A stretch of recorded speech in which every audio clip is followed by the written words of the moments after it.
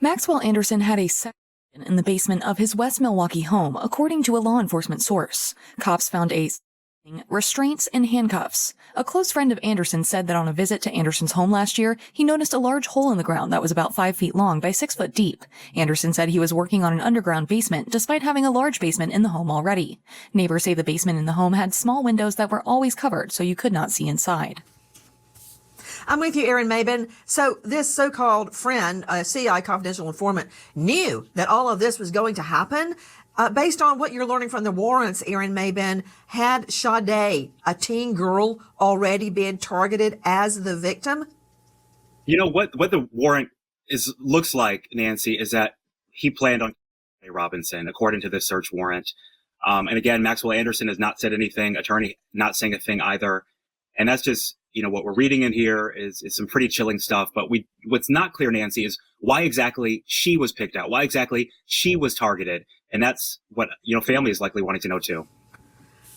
What I'm understanding, he actually targeted Sade specifically. He wasn't going to lure a woman, any woman, to his home, take her down the stairs into the basement.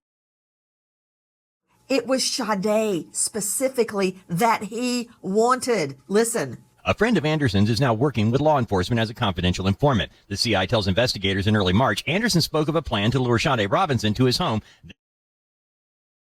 He would then dismember her body and scatter her remains. The CI says Anderson showed him the basement, where Anderson had taped plastic paint protectors to the walls and floor. The CI says there were 3 saws in the prepped basement.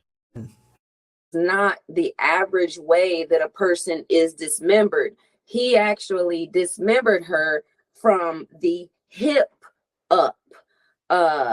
They said, just like cutting a chicken, when you cut up a whole chicken, you normally cut at the joint. It's easier to cut in that area. But they said where she was dismembered,